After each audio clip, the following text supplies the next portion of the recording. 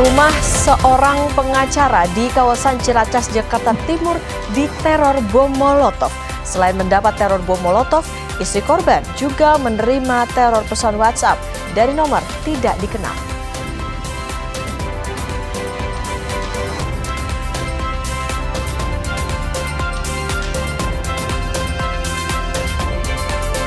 Ikatan Dokter Indonesia atau IDI bilang asap kebakaran TPA Jatiwaringin di Kabupaten Tangerang, Banten mengancam kesehatan warga. Berbagai macam penyakit seperti infeksi saluran pernapasan akut atau ISPA hingga asma mengintai warga sekitar.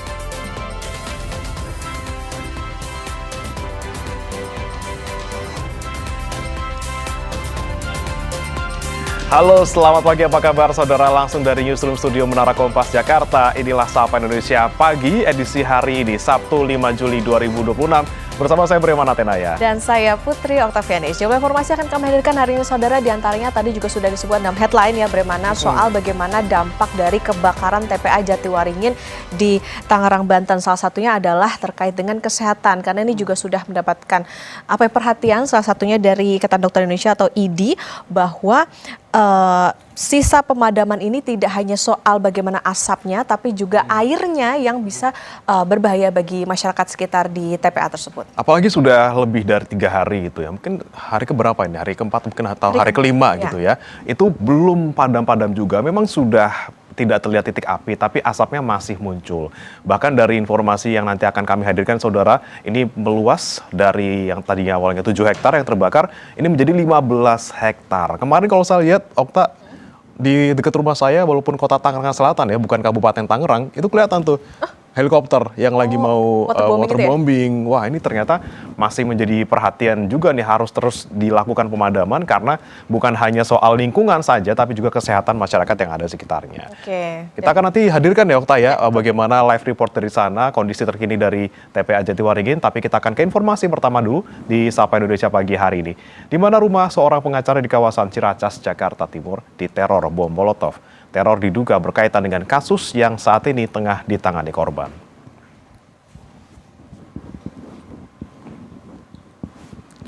Inilah detik-detik saat 2 orang pelaku yang melakukan teror ke rumah seorang pengacara di kawasan Ciracas, Jakarta Timur pada Rabu dini hari terekam CCTV. Selain mendapat teror bom Molotov, istri korban juga menerima teror pesan WhatsApp dari nomor tidak dikenal. Aksi teror ini sudah dilaporkan korban ke Polres Metro Jakarta Timur.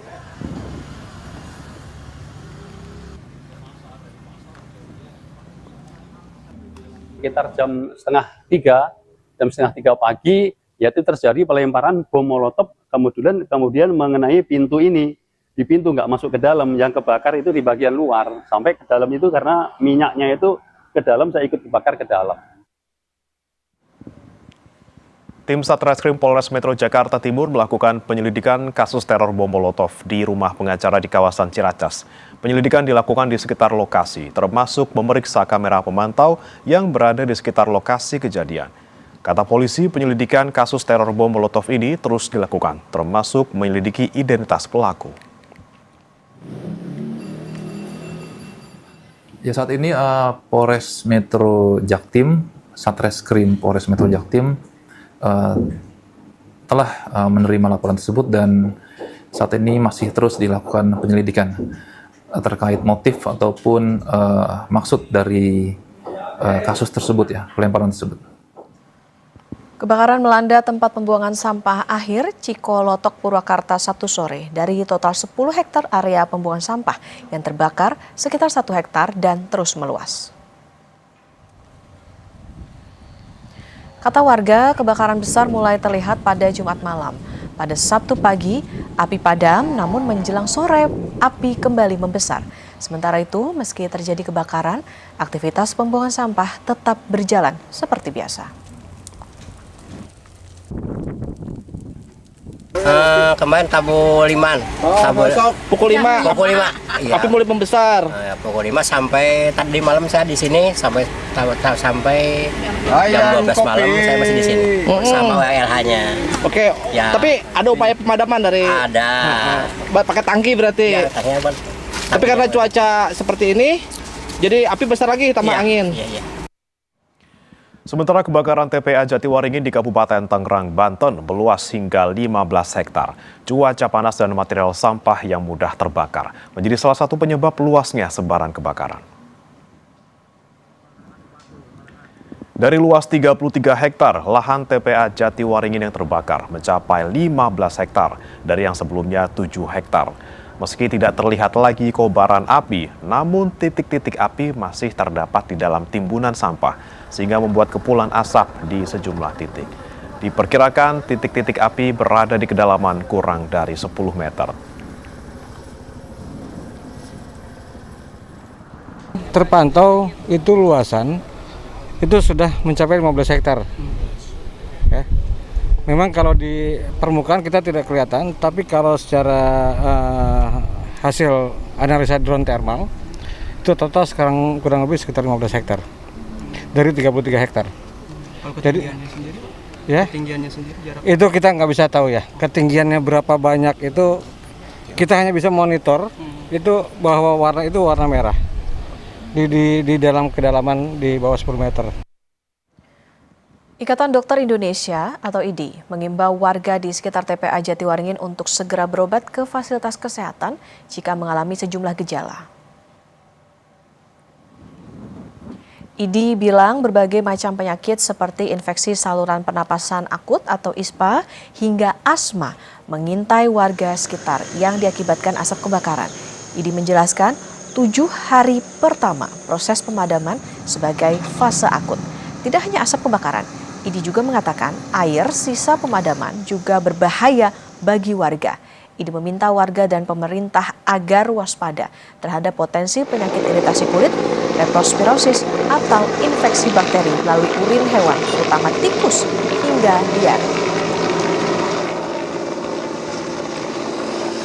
Untuk dampak kesehatan, kita pisahkan dulu nih. Ini kan ada akut, ada kronik. Jadi 1 sampai 7 hari itu masuk fase akut ya. Jadi tentu bahaya bagi masyarakat setempat maupun tim relawan kita bilang. Itu yang pertama itu adalah ISPA, infeksi saluran pernapasan akut ya. Akibat dari asap yang terbakar dari Jatiwaringin tersebut. Nah, itu ISPA. Kemudian yang kedua itu juga ada sakit mata ya. Atau kita nyebutnya itu konjungtivitis. Jadi iritasi mata pada mata gitu ya. Nah, kemudian masih pada gangguan pernapasan ya. Jadi selain ISPA juga ada eksaserbasi asma namanya. Jadi atau asma. Jadi orang-orang yang tinggal di daerah tersebut ataupun relawan juga bisa juga yang memiliki asma ya, riwayat asma juga bisa jadi kambuh gitu asmanya. Sorotan lainnya, Saudara, status Gunung Anak Krakatau di perairan Selat Sunda naik ke level 3 atau siaga, menyusul peningkatan aktivitas vulkanik sejak 10 Juni 2026. Gunung Anak Krakatau tercatat 2 kali erupsi dengan melontarkan kolom material setinggi 200 meter di atas puncak. Pos pengamatan Gunung Anak Krakatau mencatat 1 kali gempa tektonik jauh dan 1 kali gempa tremor menerus yang menjadi tanda meningkatnya aktivitas vulkanik. Masyarakat dan wisatawan diimbau tidak mendekati kawasan kawah Gunung Anak Krakatau dalam radius 3 km.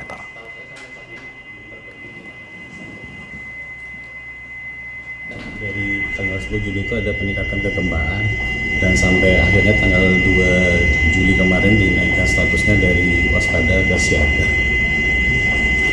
Letusan kita baru 2 kali, tingginya sama sekitar 200 meteran. Beralih ke sorotan lain, Saudara, salah satu terduga pelaku penyerangan polisi saat penggerebekan Bandar Sabu di Desa Tumbang Kaleme, Katingan, Kalimantan Tengah ditangkap. Sementara operasi pencarian 2 polisi yang hilang masih dilakukan. Terduga pelaku ditangkap saat berada dalam kapal pencari emas di Sungai Katingan.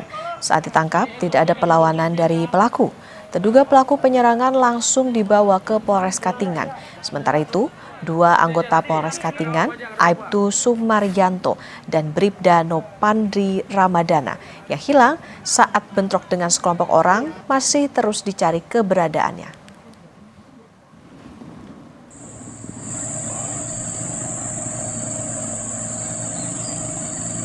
Banyak Pak ya terduga pelaku lagi lainnya? Ya, saya tadi dapat informasi dari tim yang saya tugaskan untuk pengungkapan perkara ini. Dan informasinya ada mengamankan 1 orang diduga pelaku. Namun demikian saat ini masih dalam pendalaman tim penyidik. Seorang ibu hamil meninggal bersama bayi yang dikandungnya usai terkena peluru nyasar di Kampung Wandoga, Distrik Sugapa, Kabupaten Intan Jaya. Seorang ibu hamil bernama Melkiana Duitau meninggal dunia bersama bayi yang dikandungnya usai diduga terkena peluru nyasar pada Kamis malam di rumahnya di Kampung Wandoga, Distrik Sugapa, Kabupaten Intan Jaya. Operasi darurat sempat dilakukan di RSUD Sugapa, namun nyawa keduanya tidak terselamatkan. Jumat siang, warga mengarak jenazah ibu hamil dan bayinya menuju rumah duka setelah proses penghormatan terakhir di RSUD Sugapa. Sepanjang perjalanan terlihat masyarakat Intan Jaya membawa foto korban dan mendoakan mendiang. Bupati Intan Jaya, Aner Maisini, mengungkapkan duka cita atas kematian warganya. Ia bilang wilayahnya kini dalam status tanggap darurat penanganan konflik kelompok bersenjata oleh aparat keamanan. Ini hal yang di luar pikiran, dan saya sebagai bupati sangat turut berduka cita dan mohon dukungan doa dari semua pihak bahwa benar-benar kami rasakan entah masyarakat atau sementara ini jadi daerah Intan Jaya adalah jadi daerah tangkap darurat dalam penanganan entah operasi militer di daerah-daerah yang urusannya TNI dengan KKB, tetapi dampaknya masyarakat kami yang tidak bersalah jadi korban. Komando Operasi TNI HBMA menyampaikan belasungkawa atas meninggalnya ibu hamil Melkiana Duitau. Kepala Penerangan Korps HBMA bilang gangguan tembakan kelompok kriminal bersenjata di Sugapa, Kabupaten Intan Jaya yang menyebabkan ibu hamil tewas bersama bayi yang dikandungnya. Analisis kronologi dan pemetaan lokasi, rangkaian gangguan tembakan diduga dilakukan oleh kelompok bersenjata OPM, pimpinan Peles Tigau, dari 3 titik yang berbeda dalam rentang waktu sekitar 15 menit. Tembakan pertama terjadi sekitar pukul 18.45 waktu Indonesia Timur dari arah Kampung Wandoga. 5 menit kemudian kembali terdengar tembakan dari titik yang berbeda di kawasan perbukitan di depan Koramil Sugapa. Sekitar pukul 19.00 waktu Indonesia Timur, kelompok tersebut kembali melepaskan tembakan sebelum melarikan diri ke arah sungai. Selama rangkaian kejadian tersebut, personel Sagas TNI tidak melakukan tembakan balasan. Pelaku pembakaran pesawat perintis PT AMA dan penembakan pilot warga negara Amerika Serikat Nicholas F. Gosselin di Yahukimo telah teridentifikasi sebagai kelompok kriminal bersenjata pimpinan M. Balingga. Satgas Operasi Damai Kartens memastikan pelaku adalah KKB Bakusip berdasarkan serangkaian penyelidikan, keterangan saksi dan dokumentasi foto yang menunjukkan M. Balingga berdiri di atas bangkai pesawat yang terbakar. Kasatgas Penegakan Hukum Operasi Damai Kartens Kombes Era Adinata bilang, kelompok ini sudah beberapa kali menyebarkan ancaman terhadap aktivitas penerbangan sipil di Papua.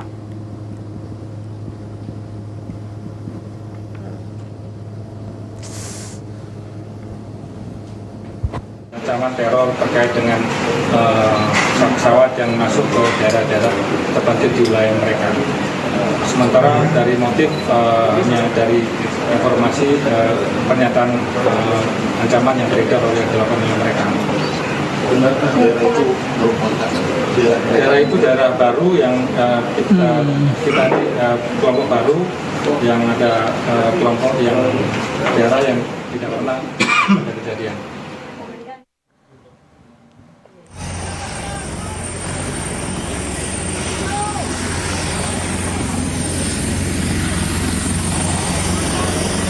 Inilah detik-detik saat evakuasi pilot PT AMA korban penembakan di Kabupaten Yahukrimo yang dilakukan Koops TNI Habema. Proses evakuasi dilakukan melalui operasi khusus di wilayah pegunungan yang memiliki tingkat kesulitan tinggi. Operasi evakuasi melibatkan 10 personil dengan dukungan 2 helikopter Karakal. Selain mengevakuasi jenazah korban, Koops TNI Habema juga terus melakukan penyisiran di sekitar lokasi kejadian. Personil gabungan diterjunkan untuk mengejar pelaku penembakan sekaligus pembakaran pesawat PT AMA Air.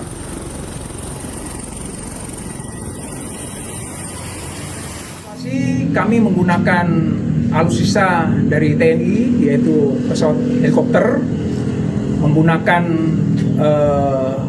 personil terbaik kami untuk mengevakuasi jenazah, dan alhamdulillah, puji Tuhan, itu bisa dilaksanakan dengan aman,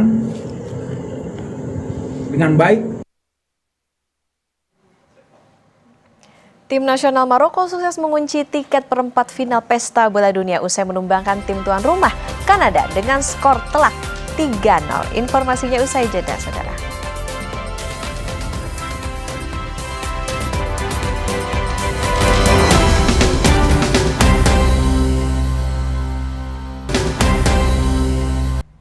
Kesorotan mancanegara, saudara, warga Iran memadati Grand Mosalah di Teheran untuk mengikuti prosesi awal pemakaman nasional mendiang pemimpin tertinggi Ayatollah Ali Khamenei.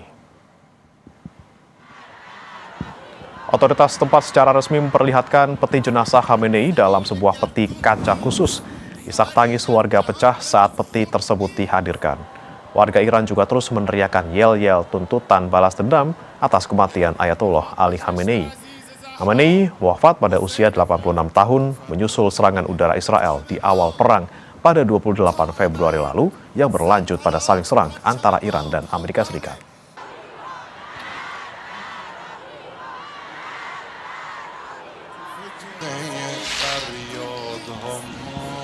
Kementerian Luar Negeri menyatakan Duta Besar Republik Indonesia untuk Iran telah hadir dalam rangkaian penghormatan terakhir untuk Ayatollah Ali Khamenei. Kemlu mengungkap Dubes RI di Teheran, Rolian Syah Sumirat hadir pada Sabtu pagi di Grand Mosalah, Teheran.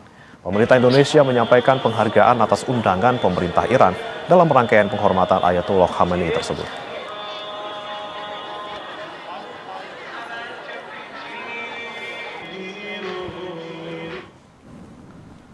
Sejumlah delegasi negara hadir memberikan penghormatan kepada mendiang pemimpin tertinggi Iran Ayatollah Ali Khamenei. Mulai Sabtu waktu setempat, Iran mengadakan upacara pemakaman untuk Ali Khamenei. Jenazah mantan pemimpin tertinggi Iran ini dibawa berkeliling kota di Iran dan Irak yang bertetangga sebelum dimakamkan. Pemerintahan Iran meminta masyarakat, pegawai pemerintah dan pasukan militer memenuhi jalanan sebagai penghormatan terakhir kepada Khamenei. Khamenei yang merupakan pemimpin Iran selama hampir 4 dekade meninggal pada 28 Februari ketika Amerika Serikat dan Israel sama-sama melancarkan serangan ke Iran.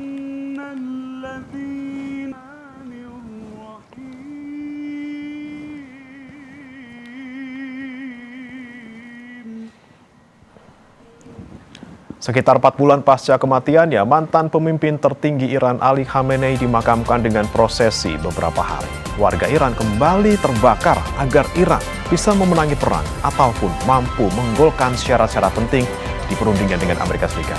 Kita akan ulas dampak pemakaman Ali Khamenei untuk keberlanjutan perang Iran-Amerika Serikat. Usai jeda berikut.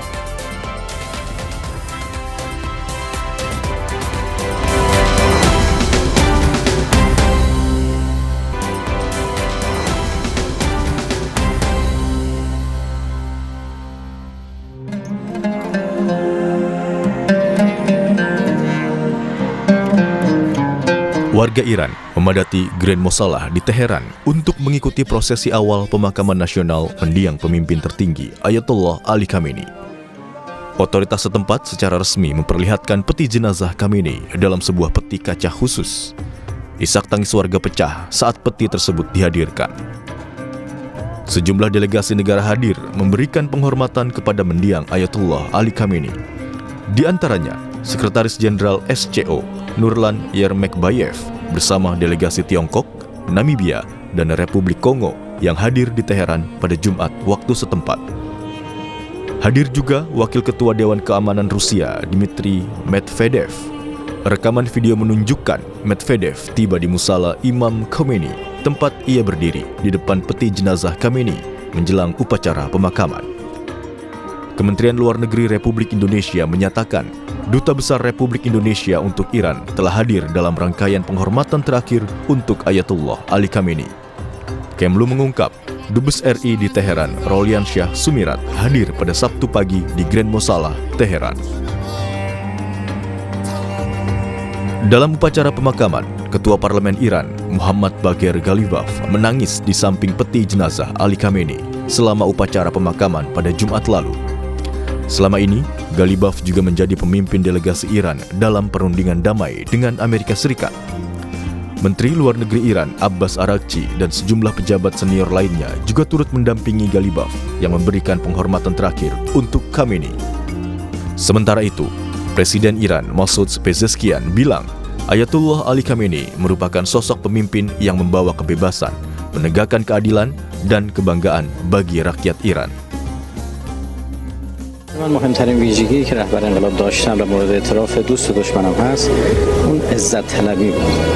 اون که ایشون همواره ایران و ایرانی رو عزیز می‌خواستن، سربلند می‌خواستن، با ابهت و با صلابت می‌خواستن. و این عزت طلبی هم به اصطلاح همراه بود با حکمت. حکیمانه بود در حقیقت و مصلحت جویانه که از همینجا اون سه اصل حاکم بر سیاست خارجی ما به حال شکل گرفت با تدبیر ایشون عزت، حکمت و مصلحت. آزادگی، عدالت طلبی، استقلال و عزت و سربلندی که برای همه مسلمان ها در حقیقت به ارمغان آورد. تقریبا تو دنیا کشوری نیست که آمریکا بخواد براشون تحکیم بکنه و اونا در مقابل آمریکا بتونن بیستن. رهبر عزیز ما در مقابل تمام قدرت ها با قدرت ایستاد و از استقلال و آزادی کشورمون و مسلمان ها دفاع کرد و این یک چیز استثنایی در کل دنیا. Ayatullah Ali Khamenei wafat pada usia 86 tahun menyusul serangan udara Israel di awal perang pada 28 Februari lalu yang berlanjut pada saling serang antara Iran dan Amerika Serikat. Upacara pemakaman dilakukan mulai Sabtu waktu setempat. Jenazah Ayatullah Ali Khamenei akan dibawa berkeliling kota di Iran sebelum dimakamkan.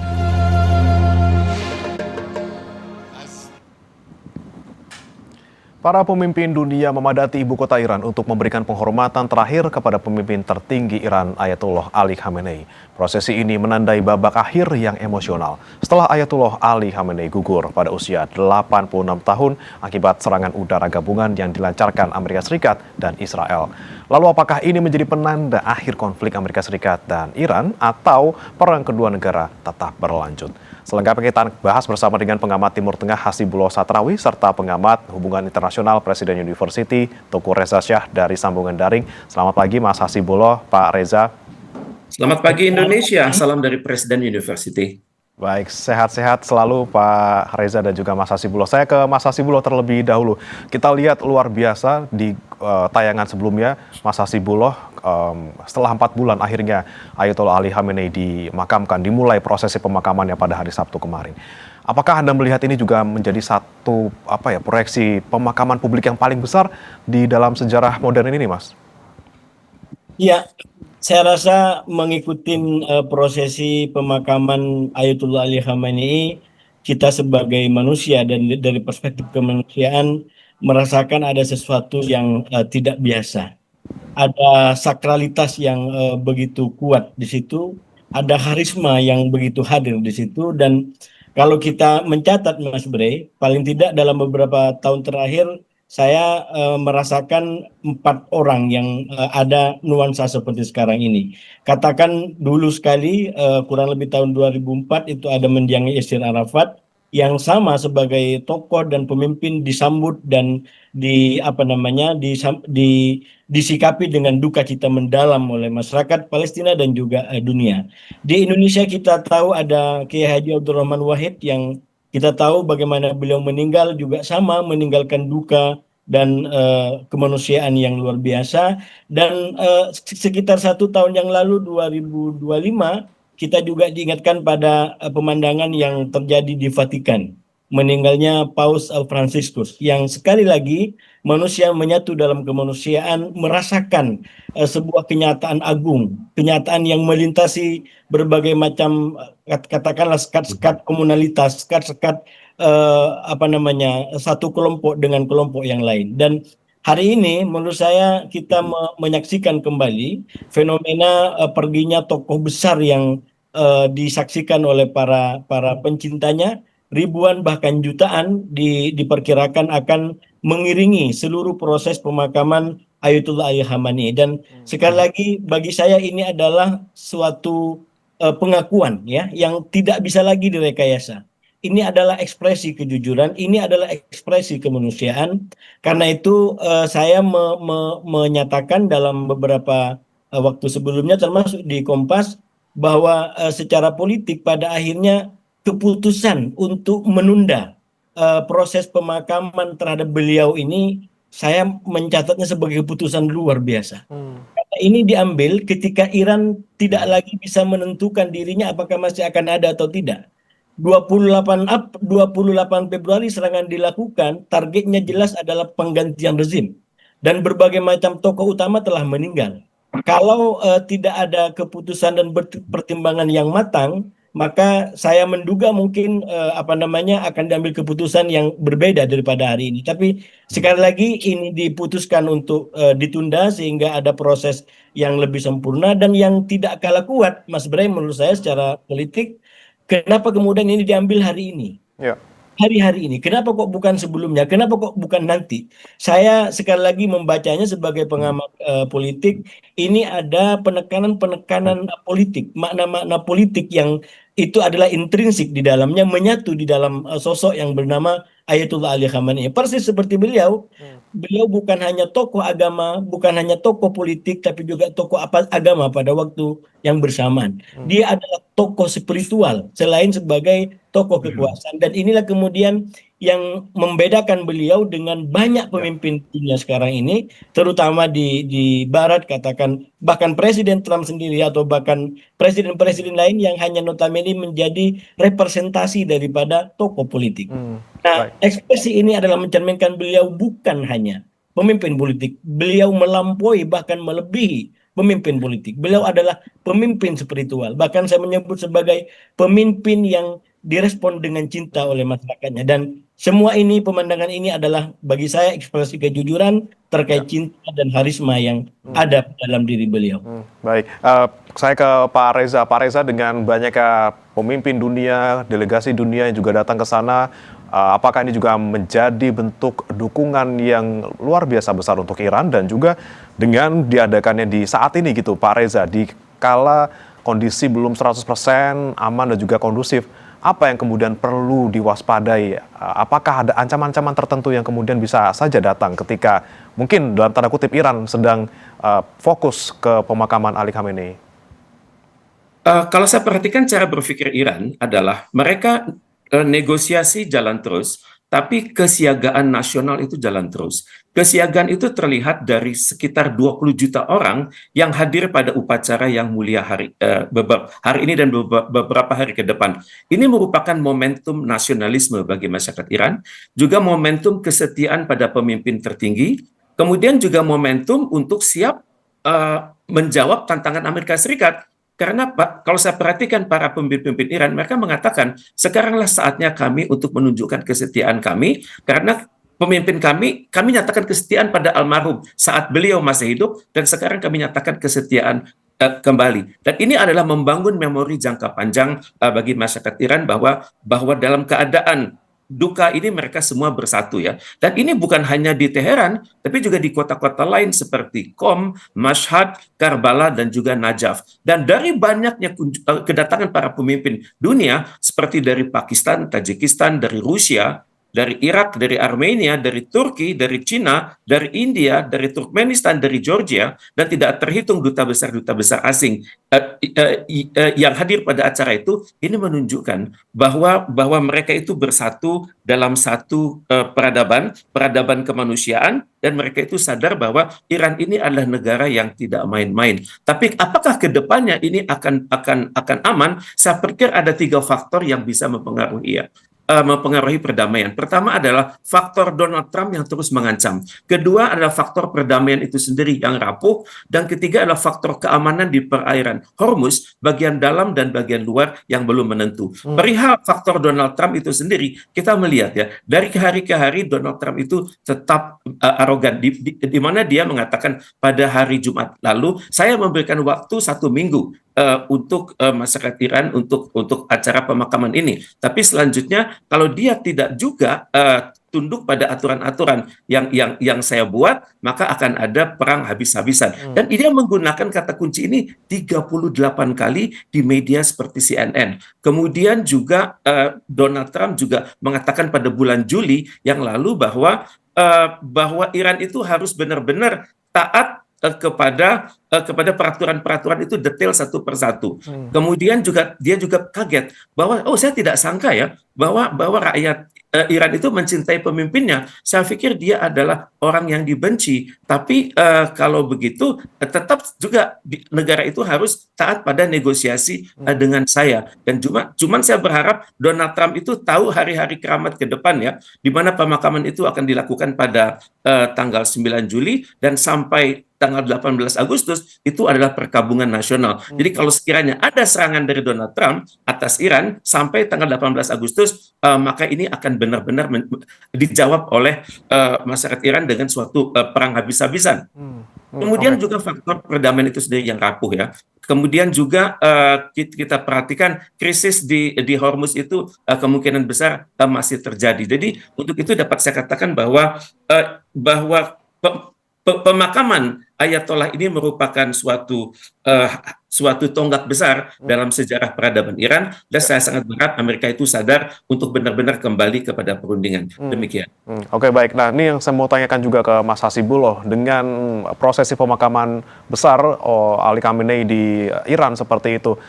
Kedepannya, bagaimana kemudian proses negosiasi maupun juga menuju ke kedamaian ini, Mas? Karena di pemakaman ini juga warga Iran terus teriak soal tuntutan balas dendam. Amerika Serikat walaupun menghormati selama seminggu pemakaman, jadinya kemudian nanti negosiasi akan dilanjutkan setelah pemakaman. Di sisi lain juga Israel sebelumnya menyuarakan ancaman untuk membunuh Mojtaba. Ini bakal nego lagi nggak? Atau bisa jadi malah nanti perang karena masih panas nih antara Israel, Iran, dan juga Amerika Serikat? Ya, terima kasih Mas Bray. Saya rasa memang membaca perkembangan di Iran dan Timur Tengah secara umum mutakhir itu tidak cukup hanya dibaca dalam perspektif satu ruangan. Ini ibarat seperti kamar, adalah ada beberapa kamar yang terkoneksi di antara satu sama lain. Kalau waktu perundingan ya hanya ada 2, katakanlah di Hormuz dengan di perundingan, tapi sekarang juga ada di pemakaman dan perkembangan-perkembangan yang lain. Saya ingin mengatakan kalau dari sisi Iran, sebenarnya Iran sedang melakukan beberapa langkah secara simultan, yang itu semuanya mengarah pada satu kenyataan yang kalau dalam analisa yang saya sampaikan 1 hari 2 hari setelah perang 28 Februari, Iran kemungkinannya 2 akan melakukan pergantian rezim atau pengukuhan rezim, maka yang sekarang mulai dilakukan adalah langkah-langkah nyata menuju pengukuhan rezim. Dan itu langkah besarnya sudah diambil dari tanggal 9 Maret ketika Mojtaba dinobatkan sebagai pengganti daripada bapaknya, dan kemudian dilanjutkan dengan langkah-langkah perundingan yang dalam analisis waktu yang saya catat itu jelas bagaimana Iran mengalami kayak semacam perubahan posisi dari awalnya tertekan kemudian menjadi menekan Amerika, menekan Israel karena satu keadaan yang mau tidak mau harus dihadapi oleh Amerika, terutama terkait dengan kepentingan pemilu. Dan itulah kemudian yang saya melihat secara pasti walaupun perlahan dan simultan, Iran melangkah kepada pembangunan dirinya sebagai negeri di Timur Tengah yang berbeda di antara sebelum perang 40 hari dan setelah perang 40 hari. Sebelum perang 40 hari Iran adalah menjadi sebuah negeri kaya raya, tapi kemudian dipersekusi dalam tanda kutip oleh berbagai macam kelompok di Timur Tengah, terutama para sekutunya Amerika. Dan kemudian perang 40 hari dijadikan sebagai kesempatan oleh Iran melakukan sebuah perlawanan totalitas, melakukan sebuah perjuangan besar sehingga dia mencapai titik hari ini. Yang kalau kata Ghalibaf, apa yang dicapai oleh Iran hari ini tidak terlepas dari rudal. Karena itu cara berpikir Iran, kata Ghalibaf, adalah kami tidak harus memilih di antara rudal atau diplomasi. Kami harus menggunakan rudal pada satu waktu dan menggunakan diplomasi pada waktu yang lain. Jadi saya melihat hari-hari ini dan ke depan sebenarnya ini adalah sebuah upaya pembangunan ulang, pembaharuan Republik Iran mewujudkan yang disebut sebagai Iran pasca perang. Dan bayangannya itu sebenarnya sudah nyata bagaimana Iran tidak lagi mau didikte. Dan salah satu yang digunakan misalkan kartu Hormuz, jelas Iran tidak ingin lagi melepas kartu Hormuz, walaupun harus berhadapan kembali dengan Amerika, walaupun harus kembali kepada perang total. Iran berpegang pada Hormuz, dan menurut saya itu sebuah kenyataan yang sangat strategis yang diambil oleh Iran, karena nyatanya Hormuz hari ini jauh lebih efektif menekan Amerika, bahkan dunia secara umum, bahkan daripada nuklir sekaligus. Nuklir hanya menjadi Iran dalam sebuah permusuhan bagi banyak negara, tapi dengan Hormuz justru Iran memberikan peran yang sangat efektif. Dan itu yang dari awal Mas Bre saya sampaikan, ini adalah kartu, ini adalah sayap yang digunakan oleh Iran dalam perang ini, dalam bola lambung. Itu saya sampaikan berulang-ulang semenjak dari perang ini, dan pencapaian Iran hari ini tidak lepas daripada efektivitas serangan bola lambung melalui sayap Selat Hormuz, yang sekali lagi kalau kita melihat Iran ke depan, Iran tidak akan melepaskan Hormuz. Bahkan sekarang situasinya juga semakin kuat berpegangan kepada Hormuz. Oke, masih Hormuz yang menjadi andalan Iran tentunya untuk bangkit dan juga menekan Amerika Serikat. Saya kembali ke Pak Reza. Pak Reza, jika kita lihat kondisi saat ini gitu, mungkin Amerika Serikat mikir-mikir lagi untuk menyerang Iran paling tidak dalam masa berkabung pemakaman Ali Khamenei. Tapi bagaimana dengan Israel misalnya? Karena di tengah-tengah negosiasi selalu Israel datang mengacaukan semuanya. Apakah kemudian kita juga patut waspada terhadap ancaman Israel, dan apakah Amerika Serikat bisa ngontrol Israel paling tidak seperti apa yang dikatakan oleh Iran, harus bisa menjaga ataupun mengendalikan dalam tanda kutip hewan peliharaannya? Tepat sekali ya, Israel adalah kekuatan yang luar biasa.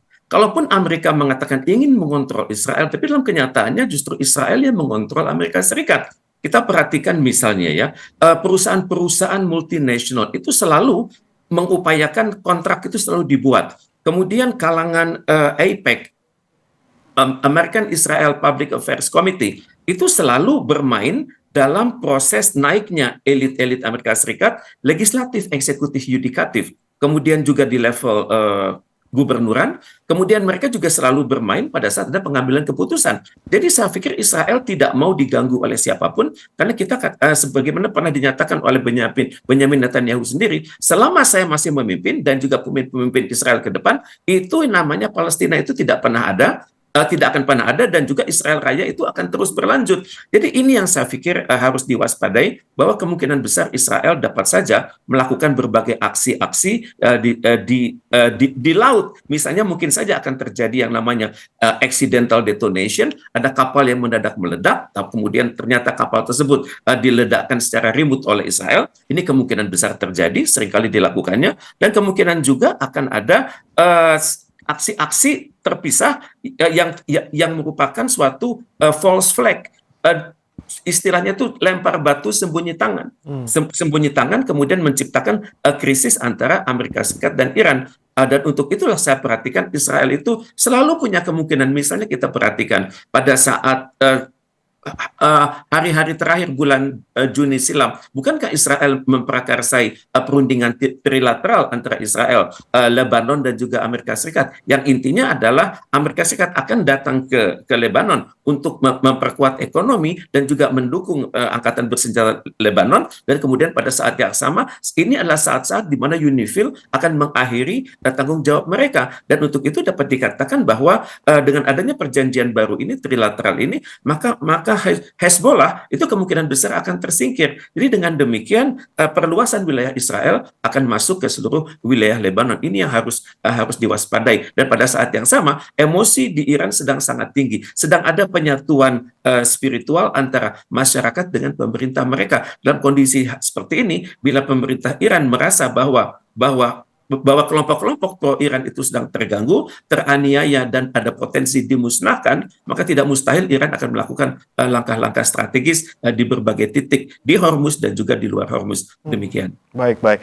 Saya kembali ke Mas Hasibuloh. Mas Hasibuloh, jika kita bicara soal perundingan yang kemungkinan akan dimulai lagi setelah rangkaian pemakaman Ali Khamenei berakhir seperti itu, apakah kemudian ke depannya ini Iran masih akan getol untuk mempertahankan Selat Hormuznya dan masih membahas lagi-lagi soal Selat Hormuz, sementara isu-isu lain mungkin akan lebih dikesampingkan, pokoknya Selat Hormuz beres dulu nih?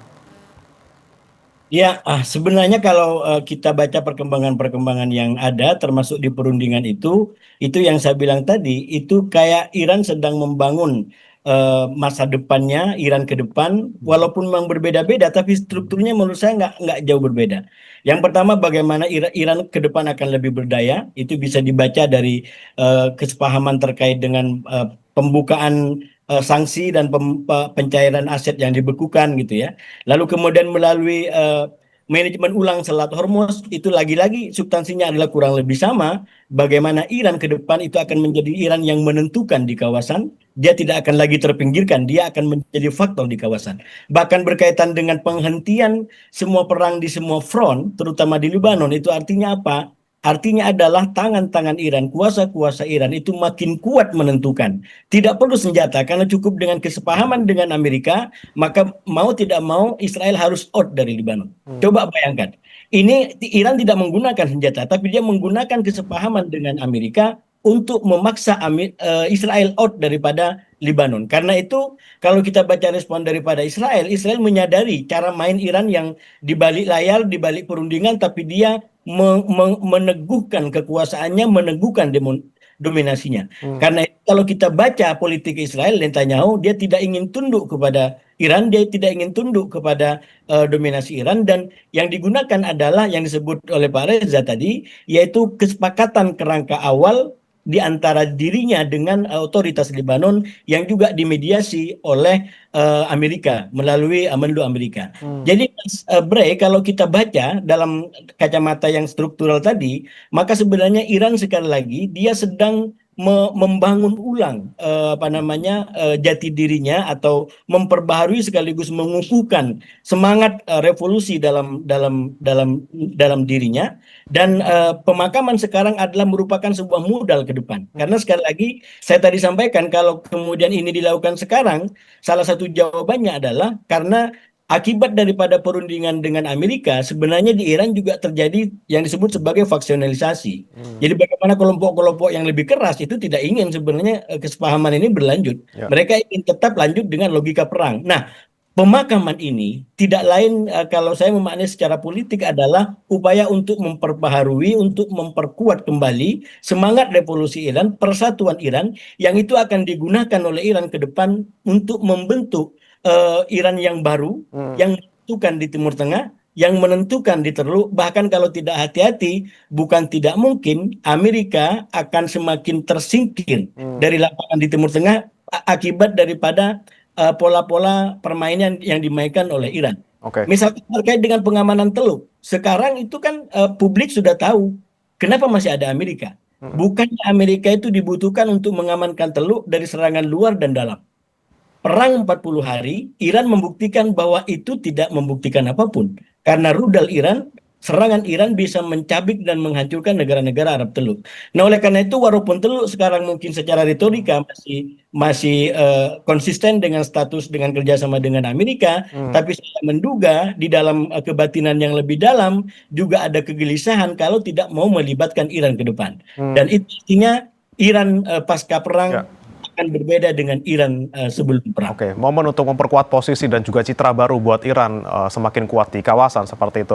Saya kembali ke Pak Reza. Pak Reza, ini terakhir saja Pak Reza. Ini kan dari masyarakat Iran masih terus mendesak untuk bisa membalaskan dendam atas kematian Ali Khamenei. Di satu sisi apakah Iran ini akan menyerang terlebih dahulu atau ya udah kalau misalnya saya diserang saya baru menyerang balik. Dan kemudian ke depannya bicara soal negosiasi, Pak Reza, apakah kemudian yang perlu dibahas oleh kedua negara dengan mediator ini adalah bukan lagi poin-poinnya, karena sudah ada 14 yang lalu, sudah ada 14 poin yang di pertengahan Juni, tinggal bagaimana penjembrengannya, detailnya seperti apa dan juga bagaimana ketaatan dari poin-poin tersebut, seperti apa Pak? Pertama, apakah Iran akan menyerang dulu? Dalam tradisi Islam, mereka tidak akan menyerang terlebih dahulu, tapi mereka akan bertahan. Itu yang pertama. Kemudian perihal detail dari perjanjian, sebenarnya ini akan tergantung pada kualitas Pakistan dan Qatar dalam menengahi dalam membedah isu-isu strategis tersebut. Karena kalau seperti dimintakan oleh Iran, nuklir dan Hormuz itu belakangan.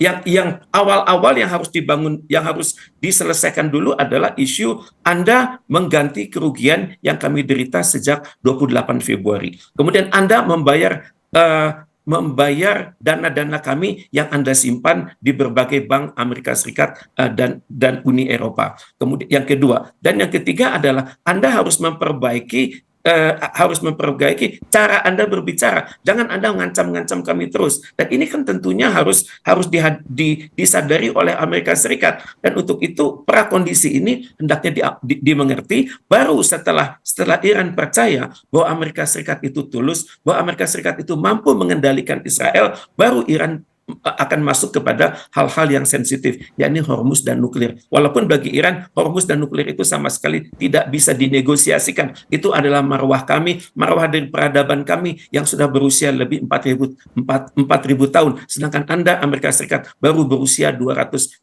tahun. Demikian rasa percaya diri Iran yang sangat tinggi dan sebagaimana dimanifestasikan dalam pemakaman yang sangat agung hari ini. Demikian. Oke, prakondisi yang penting tentunya nanti untuk bagaimana memulai lagi negosiasi putaran selanjutnya setelah pemakaman ini selesai gitu ya rangkaiannya.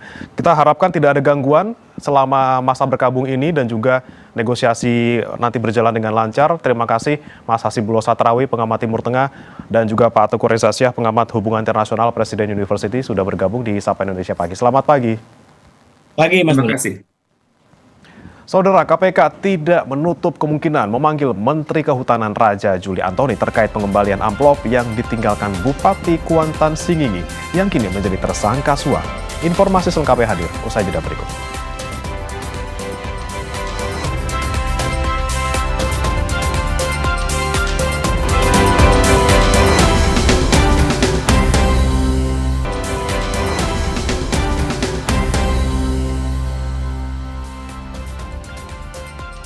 Kembali di Sapa Indonesia Pagi, Saudara. KPK bilang meski Menteri Kehutanan Raja Juli Antoni mengklaim telah mengembalikan amplop yang ditinggalkan Bupati Kuantan Singingi, tapi tidak serta-merta menghapus pidana seseorang. KPK ingin mendalami isi pertemuan antara Bupati dengan Kementerian Kehutanan terkait pengurusan rekomendasi pelepasan kawasan hutan. KPK pun membuka peluang memanggil Menteri Kehutanan Raja Juli, termasuk soal amplop yang dibawa Bupati Suhardiman saat pertemuan. Namun diklaim Menhub Raja Juli, amplopnya sudah dikembalikan.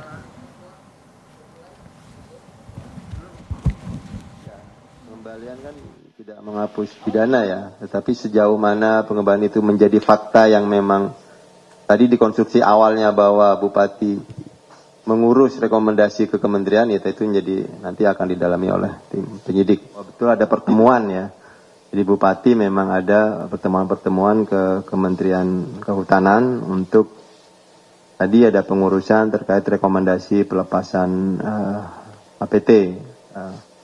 Jadi memang untuk isi pertemuannya dan tadi ada amplop atau tidak itu yang akan didalami oleh penyidik nantinya.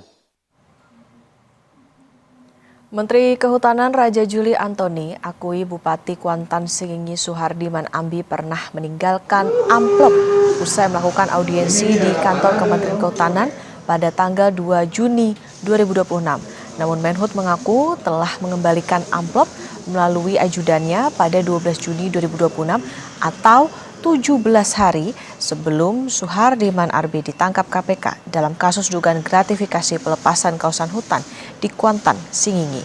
Raja Juli tegaskan tidak pernah menerbitkan surat maupun keputusan yang mengubah status kawasan hutan menjadi area penggunaan lain di wilayah Kuantan, Singingi.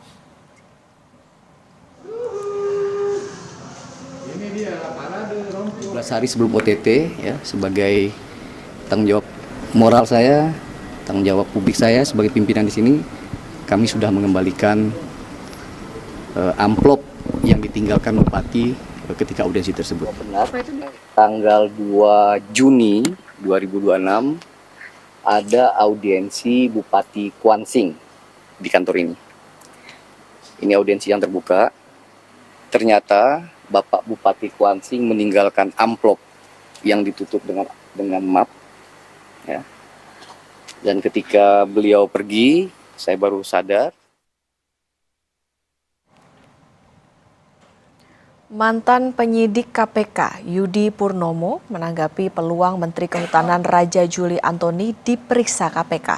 Sebelum memanggil Raja Juli, penyidik harus menggali terlebih dahulu terkait alasan amplop diberikan dari Bupati Kuansing ke Menhub dan berapa besaran nominal amplop yang diterima dan yang dikembalikan. Memanggil seseorang sebagai saksi harus dikuatkan dengan bukti dan fakta yang dimiliki penyidik.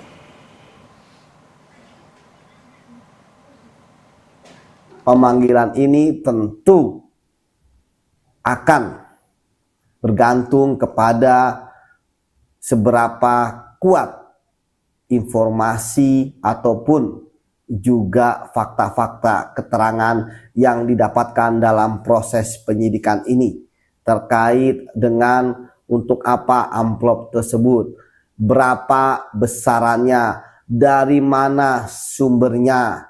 Memanggil tentu harus berdasarkan kuatnya alat bukti maupun fakta-fakta yang dimiliki oleh penyidik KPK.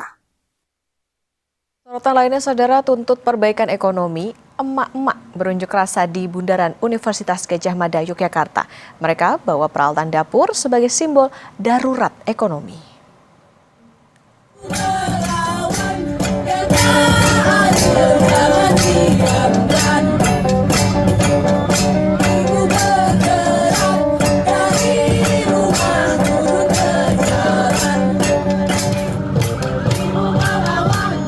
Aksi para perempuan ini digelar di depan kampus UGM Yogyakarta Jumat petang untuk menyuarakan kritik terhadap sejumlah program pemerintah. Massa yang sebagian besar ibu rumah tangga membawa alat dapur sebagai simbol darurat ekonomi di Indonesia. Mereka mengkritisi program MBG dan koperasi desa karena dianggap menghabiskan anggaran besar namun kurang bermanfaat bagi rakyat. Jadi tuntutannya masih kita menuntut pemerintah menghentikan program-program berbiaya besar yang belum benar-benar dihitung manfaatnya, belum benar-benar diriset dan disiapkan dengan baik. Seperti MBG tentu saja, dan yang sekarang yang paling baru itu KDMP, yang ternyata dana yang keluar sudah cukup banyak, tapi belum ada itu manfaat yang kita rasakan selain malah korban jiwa yang bertumbangan.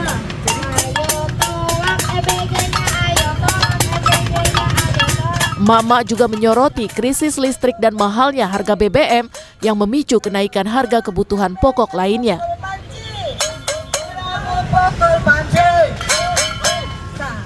Aksi ini sekaligus dukungan terhadap mahasiswa untuk menyuarakan tuntutan perbaikan ekonomi. Tim Liputan Kompas TV.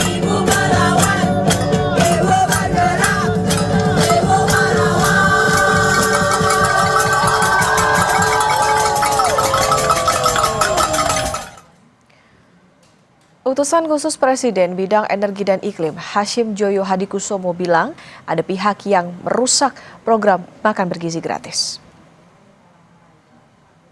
Kata Hashim, ada penyusup dan penggoda yang merusak pelaksanaan program makan bergizi gratis.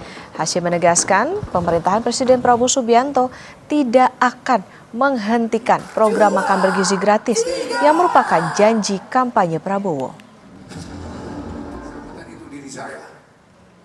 Ini saya lagi grogi Pak Profesor. Program yang bagus sekali itu dirusakin dengan setan-setan dan hamba iblis di seluruh Indonesia. Di mana ada tujuan mulia, program bagus, iblis datang. Setan-setan datang. Saya orang beriman, saya kira semua kita beriman, kita percaya ada roh-roh gelap yang ada di atas kita, mungkin masuk ke kita, menyusup ke kita, menggoda kita. Tekad itu janji kampanye Prabowo Subianto tidak akan berhenti, akan dilanjutkan.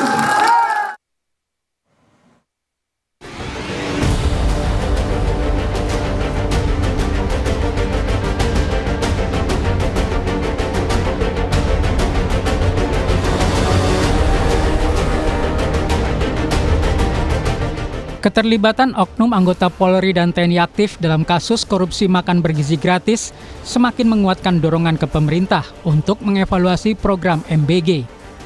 Anggota Polri aktif Brigjen LMI yang menjabat sebagai Sekretaris Deputi Bidang Promosi dan Kerjasama BGN meraup keuntungan dengan mendirikan suatu perusahaan food tray atau ompreng untuk digunakan dalam MBG.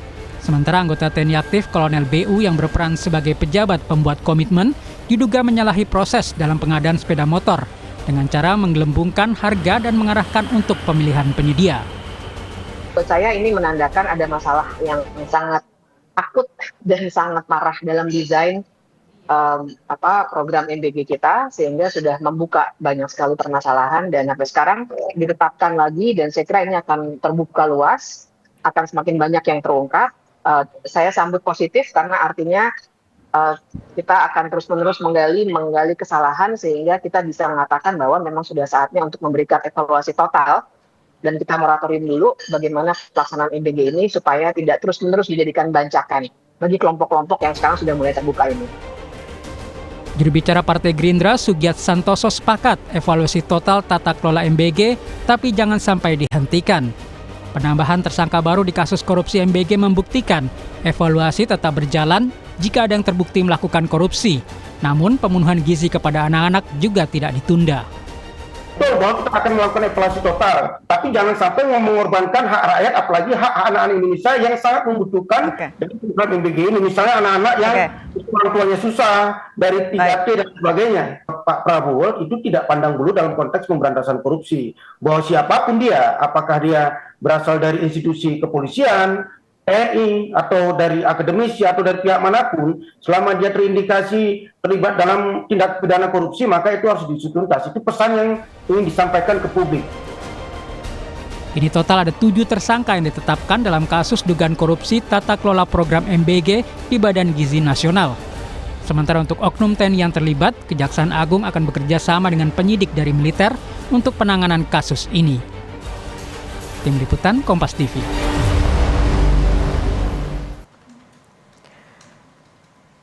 Ikatan Dokter Indonesia, IDI, bilang asap kebakaran TPA Jatiwaringin di Kabupaten Tangerang, Banten mengancam kesehatan warga. Berbagai macam penyakit seperti infeksi saluran pernapasan akut atau ISPA hingga asma mengintai warga sekitar.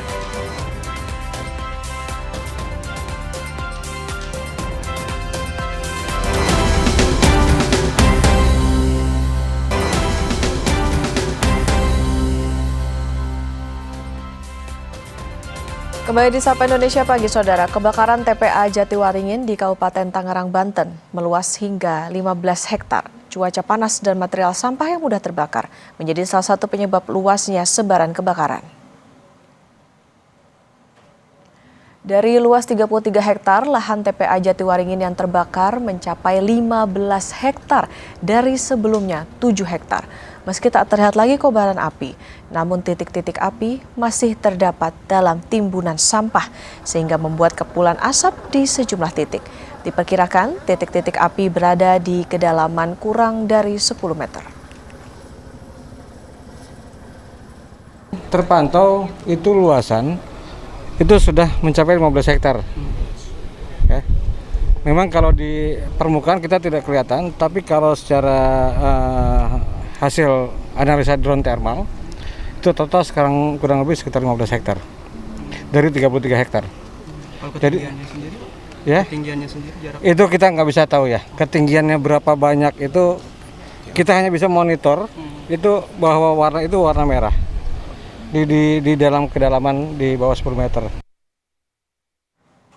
Ikatan Dokter Indonesia (IDI) mengimbau warga di sekitar TPA Jatiwaringin untuk segera berobat ke fasilitas kesehatan jika mengalami sejumlah gejala.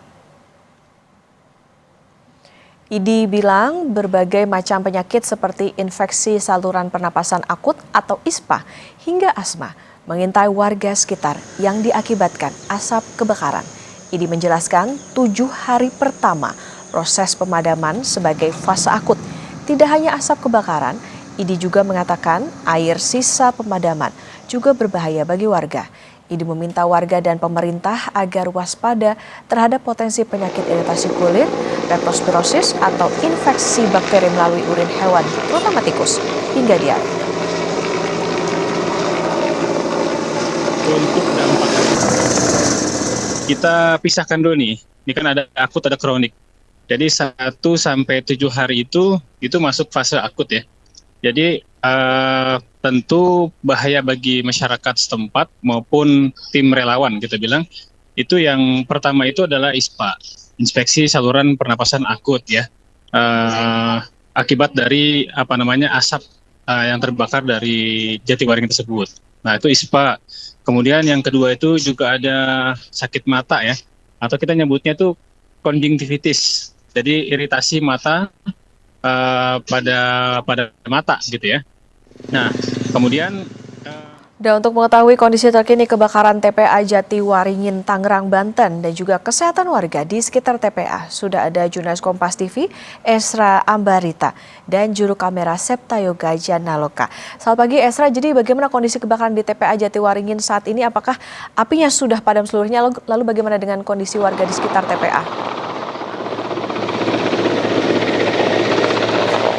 Dan juga saudara, secara keseluruhan ini apinya belum padam total karena kalau tadi tepat pukul 8 pagi kami sempat berkeliling di sekitaran TPA Jatiwaringin, ini masih ada api-api kecil, kemudian masih terlihat juga asap yang mengepul, kemudian membubung tinggi, dan kita lihat di belakang saya kurang lebih ini 300 meter sebenarnya masih terlihat ya, ada beberapa usaha yang dilakukan dari petugas, kemudian juga dari damkar untuk pagi hari ini, artinya ini sudah masuk di hari ke-6, jadi rencananya akan dilakukan sejumlah usaha seperti nanti lagi penyiraman helikopter waterbombing, kemudian juga menggunakan jalur darat seperti dari damkar, dan akan ada juga metode injeksi.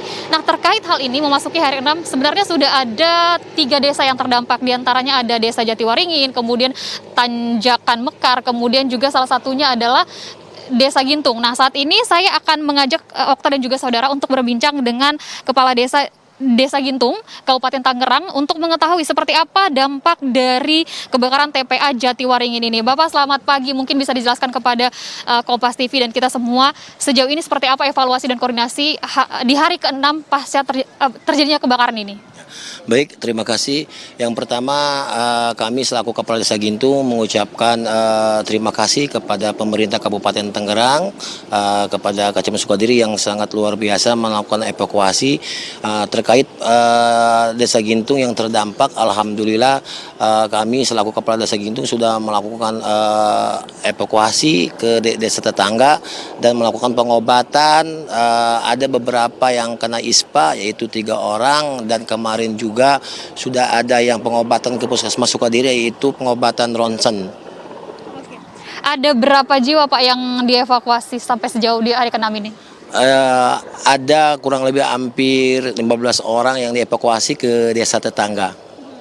Untuk yang terkena ISPA, apakah sudah mendapatkan penanganan secara keseluruhan? Apakah untuk mereka juga bertambah yang terkena ISPA, Pak? Ya, Untuk di hari pertama yang kena ISPA itu ada 3 orang, dan di hari yang ke-6 kurang lebih hampir 15 orang yang sudah dibawa ke Puskesmas Sukadiri dan dilakukan ronsen, dan hasilnya belum diketahui.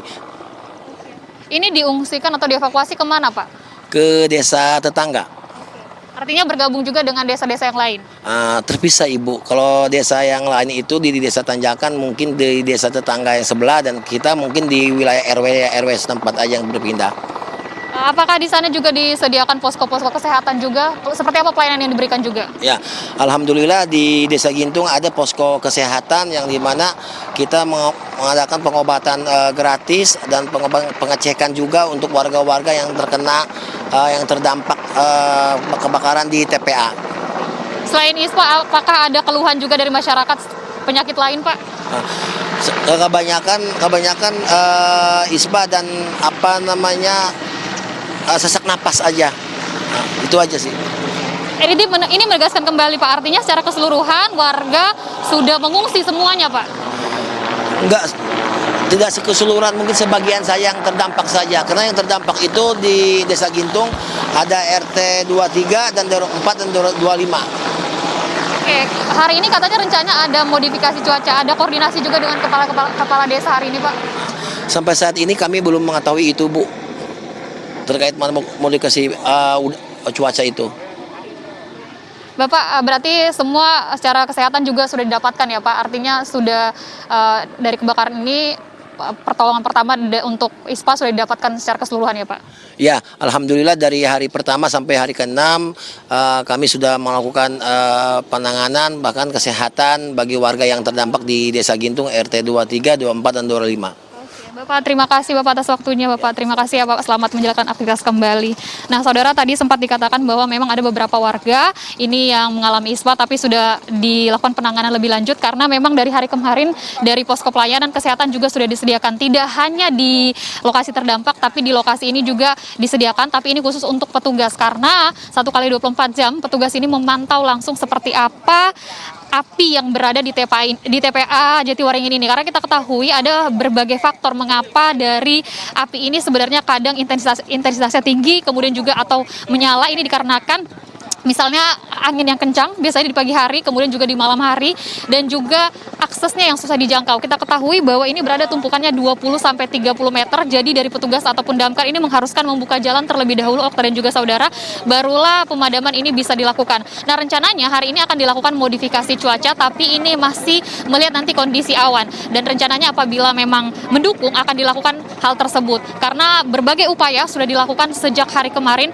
untuk membuat dari api ini padam. Tapi kalau kita lihat hari ini sepertinya masih akan dilakukan pemantauan, nanti akan dilakukan mungkin di pukul 9 atau di pukul 10 pagi. Okta. Baik, terima kasih atas laporan Anda, jurnalis Kompas TV, Esra Ambarita dan juru kamera Septa Yoga Janelka dari TPA Jatiwaringin, Tangerang, Banten. Selamat bertugas kembali.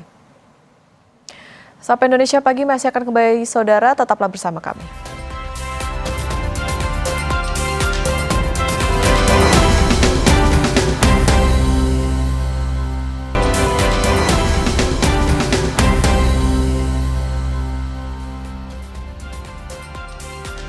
Kita tiba di akhir Sapa Indonesia Pagi. Saudara, terima kasih sudah menyaksikan selama 1,5 jam ke belakang. Saya Breman Atenaya. Dan saya Putri Oktaviani. Terima kasih. Sampai jumpa.